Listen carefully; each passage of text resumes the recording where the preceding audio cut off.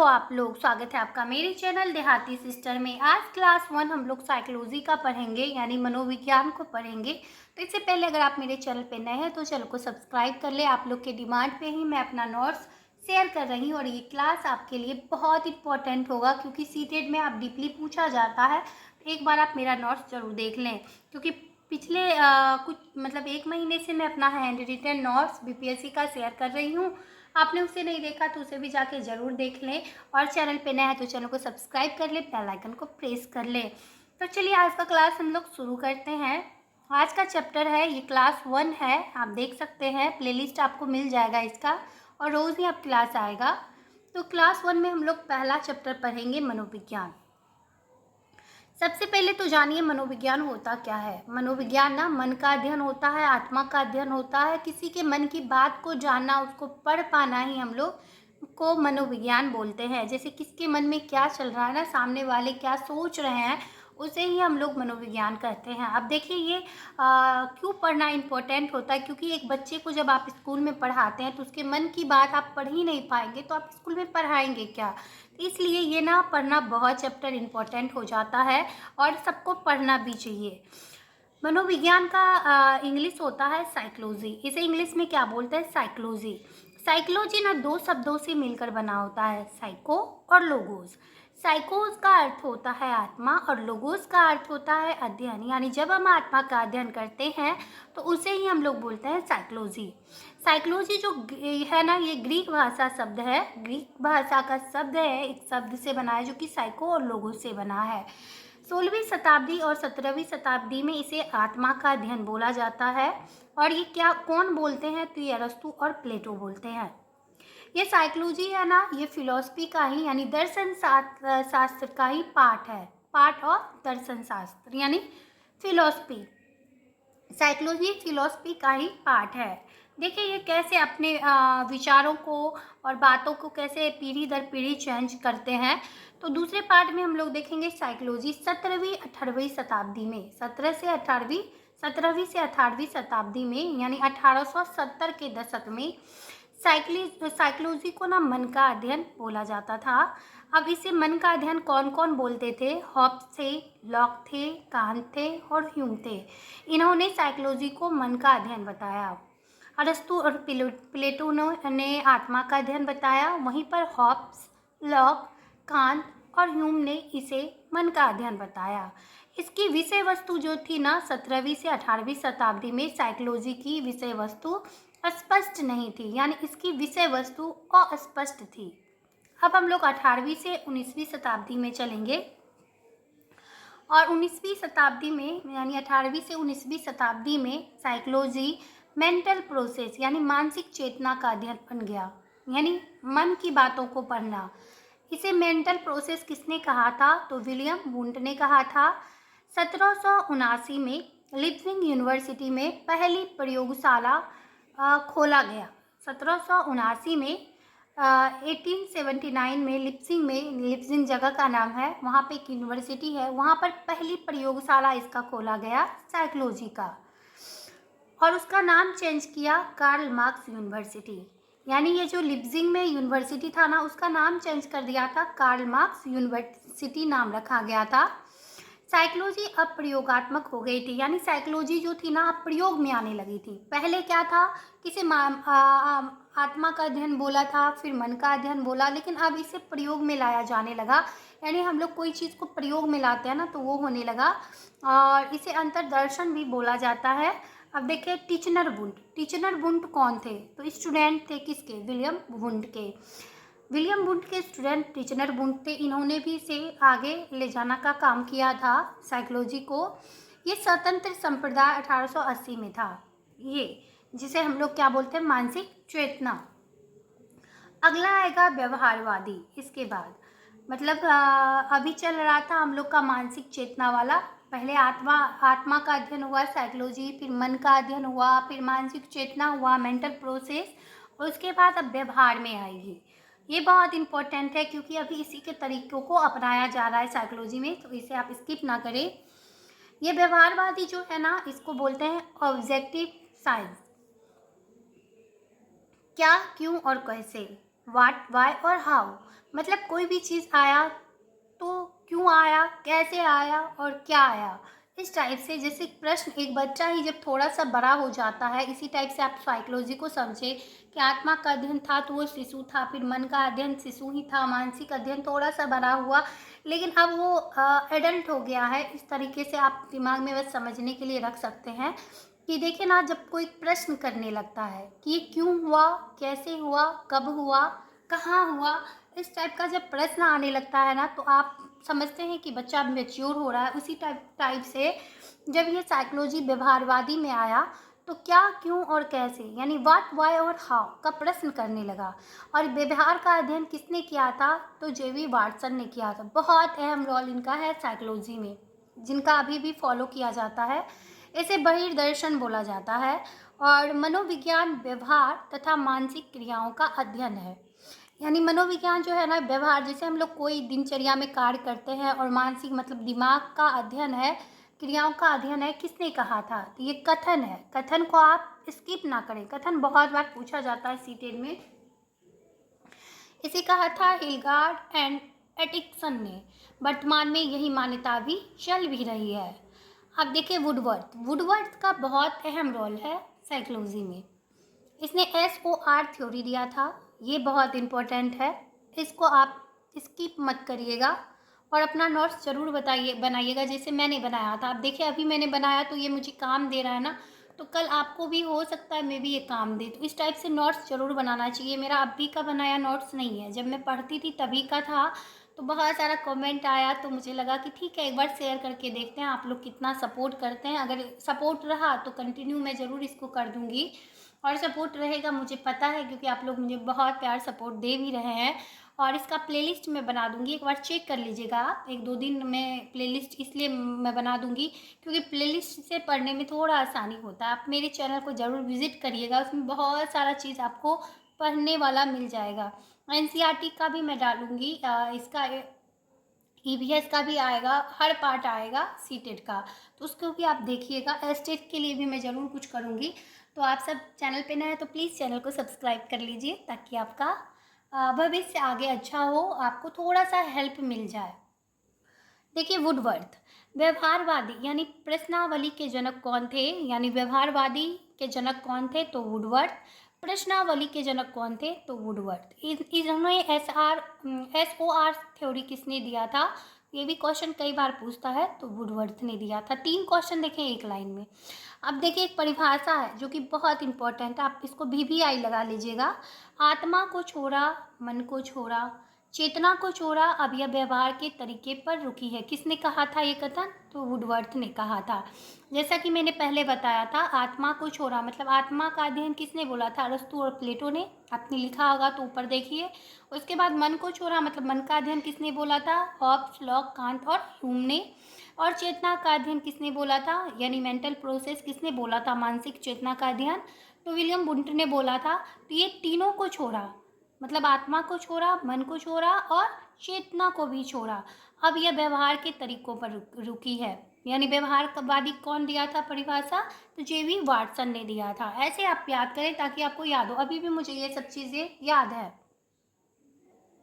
क्योंकि एक तो मैंने बहुत बार रिवीजन किया है, और बार बार रिवीजन करने से कोई चीज़ अपना हो जाता है। अब देखिए एक और कथन है जो बहुत इम्पोर्टेंट है कि आप मुझे 1 दर्जन स्वस्थ शिशु दे दीजिए, फिर आप कहोगे तो मैं शिक्षक, अभियंता, वास्तुकार और आदि, आप कहो तो मैं उसे चोर भी बना सकता हूँ। मतलब आप ना मुझे 1 दर्जन यानी 12 बच्चे आप मुझे दे दें, आप उसको बोलेंगे तो मैं उसको एक बालक बना दूंगा, मतलब शिशु। मैं मतलब आप कहेंगे तो एक शिक्षक बना दूंगा, मतलब टीचर बना दूंगा, अभियंता यानी नायक बना दूंगा, वास्तुकार बना दूंगा, आदि मतलब जो भी आप बोलेंगे ना उसे, मैं उसे बना दूंगा। मतलब शर्त ये है कि आप मुझे स्वस्थ बालक दीजिएगा 1 दर्जन, और आप बोलेंगे तो चोर भी बना दूंगा। मतलब इनके कहने का ये अर्थ था कि बच्चा ना बिल्कुल नाजुक होता है, उनको जिस सांचे में हम लोग डालते हैं ना, उस सांचे में वो लोग ढल जाते हैं। तो ये कथन बहुत इंपॉर्टेंट है, इसे भी आप VVI लगाइएगा। ये कथन है वाटसन का, जेवी वाटसन का, बहुत इंपॉर्टेंट कथन है। और जेवी वाटसन बहुत अहम रोल भी रखते हैं CDP में, तो इन्हें आप स्किप मत करिएगा। ऐसे मुझे लगता है कि मेरा जो ये है ना नोट्स बहुत इंपॉर्टेंट होने वाला आप सबके लिए, एक बार आप ज़रूर देखिएगा। एक बार में कोई सीटेट क्लियर किया है इसी नोट्स से, और प्रीवियस ईयर क्वेश्चन आप देखिएगा तो लेवल अब बहुत ज़्यादा भाग गया है इसका सीटेट का। पहले जितना इजी क्वेश्चन पूछता था ना, अब नहीं पूछता, आपको कॉन्सेप्ट अब पढ़ना ही पड़ेगा। अब देखिए वातावरण का प्रभाव, यानी साइकोलॉजी का वातावरण पे क्या प्रभाव पड़ता है, इसमें कौन से मनोविज्ञान किससे संबंधित है, ये सारे चीज़ मैं इसी क्लास में आपको बता देती हूँ। 19वीं शताब्दी के अंत व 20वीं की शुरुआत में विभिन्न संप्रदाय अस्तित्व में आए। यानी 19वीं शताब्दी का जब अंत हुआ ना और 20वीं शताब्दी की शुरुआत हुई, तो बहुत सारे संप्रदाय जो थे ना, जैसे साइकोलॉजी से संबंधित, वो सारे सामने आए। साइकोलॉजिकल डिस्प्यूट इन्हें बोलते हैं, डिस्प्यूट। तो इसमें बहुत सारे संप्रदाय हैं, जैसे संरचनावाद आए, फिर दूसरा प्रकारवाद आए, तीसरा व्यवहारवाद भी आए, चौथा समग्रवाद आए, पांचवा मनोविश्लेषणवाद आए, छठा मानवतावाद आए, सातवां संज्ञानवाद आए और आठवां हार्मिक आए। जैसे आपको पूछ लेगा कि ये इनमें से कौन संज्ञानवाद है, तो उनमें से नाम आपको याद रखना पड़ेगा, इसलिए मैंने इस टाइप से इसको बनाया था अपने पढ़ने के लिए, और मुझे ये बहुत इम्पोर्टेंट फील करवाया था एग्ज़ाम में, क्योंकि इस टाइप का क्वेश्चन रियल में आता है ना तो काम दे देता है। तो एक एक करके ना हम लोग इसको डिटेल में पढ़ लेते हैं कि संरचनावाद कौन थे, उनका कार्य क्या था। तो चलिए आज का पहला ये संरचनावाद को हम लोग पढ़ेंगे। संरचनावाद यानी स्ट्रक्चरलिज्म, जिसे निर्मितवाद भी बोलते हैं और निर्माणवाद भी बोलते हैं। हिंदी में देखें, साइकोलॉजी में ना क्या होता है, सीडीपी में हिंदी में नाम ही चेंज हो जाता है, तो आप ना इंग्लिश में भी थोड़ा नाम याद रखिएगा। मैं रखती थी, तो अगर आपको पढ़ने में इंग्लिश दिक्कत भी हो रहा है तो भी आप थोड़ा सा उससे रिलेटेड थोड़ा सा पढ़ने की कोशिश कीजिएगा, क्योंकि इंग्लिश वाला चेंज नहीं होता, हिंदी वाला नाम चेंज हो जाता है, तो तभी हमको कन्फ्यूज़न होता है फर्स्ट टाइम में। अब देखिए संरचनावाद में सब संरचनावाद के जनक जो हैं वो वुंट है, जिसे विलियम वुंट बोलते हैं। जैसे पहले हमने पढ़ा था मानसिक चेतना में, 1879 में साइकोलॉजी की फर्स्ट लेबोरेटरी मैंने पढ़ाया था लिप्सिंग यूनिवर्सिटी, जिसका नाम चेंज करके क्या रखा गया था, कार्ल मार्क्स यूनिवर्सिटी। और अंतर्दर्शन विधि का प्रयोग इसी में हुआ था, इसी यूनिवर्सिटी में हुआ था। और संरचनावादी में नाम आता है, महत्वपूर्ण नाम, विलियम वुंट का, टिचनर वुंट थे, एडवर्ड थे, एडलर थे। टिचनर वुंट उनके स्टूडेंट थे, मैंने लिखाया था, आप पीछे देखेंगे तो आप याद जरूर करें हर टॉपिक को। इसका निष्कर्ष क्या निकला था, ये जो संरचनावाद का निर्माण हुआ था और यूनिवर्सिटी स्थापित हुई थी, तो इसका निष्कर्ष क्या निकला था, रिजल्ट वेयर नॉट रियलाइबल, मतलब कि रिजल्ट जो था प्रमाणित नहीं हुआ था, मतलब ये सक्सेस नहीं हो पाया। देखिए प्रयोग तो बहुत कोई किया था ना, सक्सेस सबका नहीं होता, अब एग्ज़ाम ही सबको ही देता है, सफल नहीं होता है। अब जो हो गया उसको इंसान समझता है बहुत नॉलेज है, ऐसा नहीं है। जो अनसक्सेस भी एक बार होते हैं, तो अगर 1-2 नंबर से छूट रहे तो सोचे उनको नॉलेज ज़रूर है, कुछ किस्मत भी मायने रखता है। लेकिन हाँ, ये ना रिलायबल नहीं था, मतलब सफल नहीं हुआ था, ये प्रमाणित नहीं हुआ था संरचनावाद वाला, जिसमें बुंट, टिचनर बुंट, एडवर्ड और एल्डर थे। नाम आप जरूर याद रखिएगा संरचनावादी का। दूसरा था प्रकारवाद, जिसको फंक्शनलिज्म बोलते हैं, यानी प्रत्यक्षीकरण इनका हिंदी में नाम है। ये कहाँ के थे प्रकारवाद, तो अमेरिका के थे। और इनका जनक कौन था, प्रकारवाद के जनक कौन है पूछेगा तो विलियम जेम्स थे। थ्योरी ऑफ डार्विन से प्रभावित थे, डार्विन की थ्योरी आप लोग आगे पढ़ेंगे मेरे क्लास में, तो इनकी थ्योरी जो थी ना, इससे ये प्रकारवाद यानी विलियम जेम्स बहुत प्रभावित थे। मन के अध्ययन के लिए जीव विज्ञान को अपनाया था, यानी मन का अध्ययन इन्होंने करने के लिए जीव विज्ञान को, यानी पशु पक्षियों को ज़्यादा उनसे जोड़ा था खुद को। ध्यान बालक पर केंद्रित किया था। देखिए ऐसे भी चाइल्ड सेंटर एजुकेशन होना चाहिए, तो इन्होंने भी ध्यान किस पे केंद्रित किया था, बालक पर केंद्रित किया था।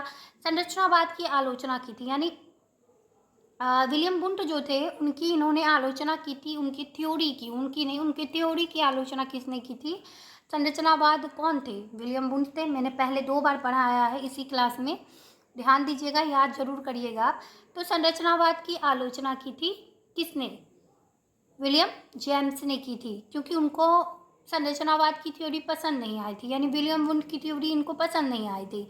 अब देखिए प्रकारवाद में कुछ नाम है जो इम्पोर्टेंट है, इसमें ऐसे पूछेगा ना कौन से प्रकारवाद नहीं है या है। तो जॉन डीवी थे प्रकारवाद में, कैटल थे, थॉर्नडाइक थे, वुडवर्थ थे। अगला टॉपिक है हार्मिक। हार्मिक थे ग्रीक के जनक। हार्मिक सिद्धांत का जनक थे मैकडूगल।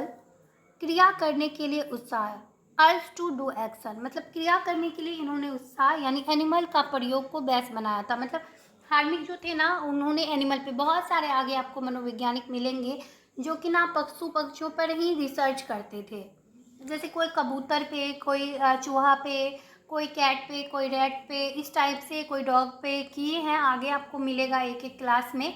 तो इन्होंने भी हार्मिक जो थे ना, मैकडूगल इनके जनक थे मैकडूगल, उन्होंने एनिमल्स को बेस बना के अपना प्रयोग जारी किया था। अगला है व्यवहारवाद, बिहेवियरिज्म। अमेरिकन ग्रुप था प्रथम वर्ल्ड वार में, यानी 1914 में। जेवी वाटसन, आपको पता होगा प्रथम वर्ल्ड वार कब हुआ था, 14 से 18 तक हुआ था, 1914 से 1918 तक हुआ था। इसमें जेवी वाटसन थे। केवल देखने योग्य और मापने योग्य व्यवहार पर बल दिया था। किसने? जेवी वाटसन ने। यानी जो देखने योग्य हो और जिसे हम लोग मेजर कर सकते हैं यानी माप सकते हैं, ऐसे व्यवहार को बल दिया था। किसने? जेवी वाटसन ने। देखिए एक एक इम्पॉर्टेंट लाइन है, इसको याद रखें आप। ये भी पूछेगा ऐसे कौन से वैज्ञानिक थे जिसने देखने योग्य और मापने योग्य व्यवहार पर बल दिया था? तो जेवी वाटसन थे। ये बहिर्दर्शन के समर्थक थे और लर्निंग पर बल दिया था इन्होंने, बट अनुवांशिकता को नकारा था। ये क्वेश्चन आएगा, किसने लर्निंग पर तो बल दिया लेकिन अनुवांशिकता को किसने नकारा था? तो जेवी वाटसन ने नकारा था।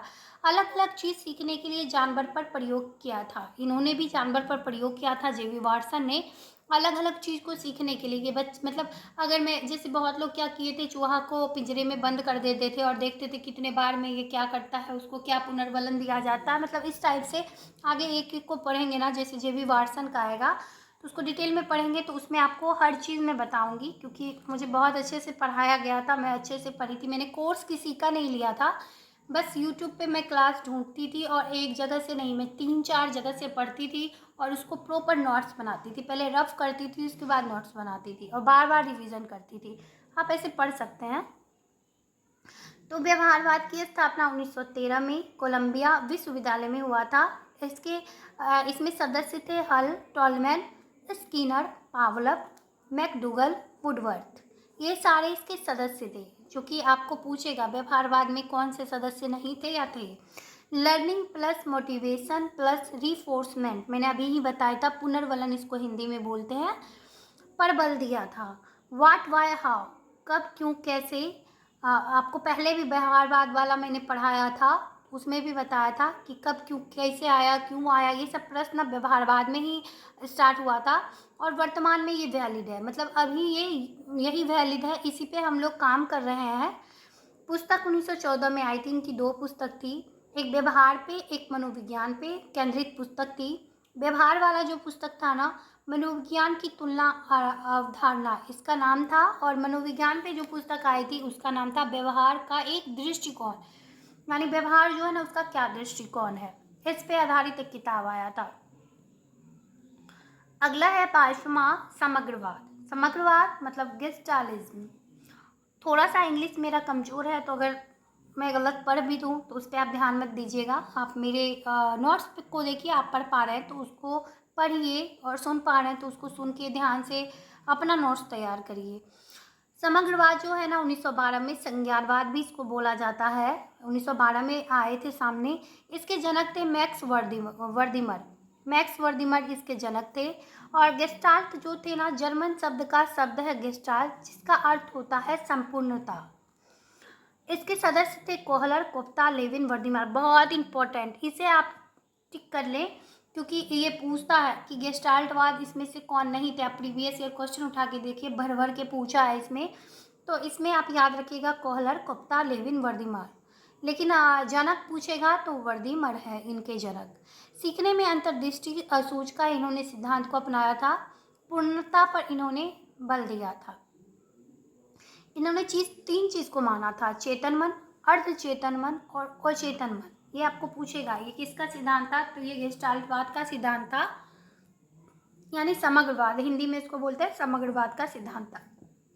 अगला है मनोविश्लेषणवाद, यानी साइको एनालिसिस।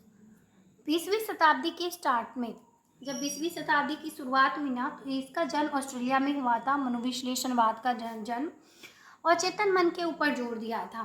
किसने? मनोविश्लेषणवाद ने। इसके जनक थे फ्रायड।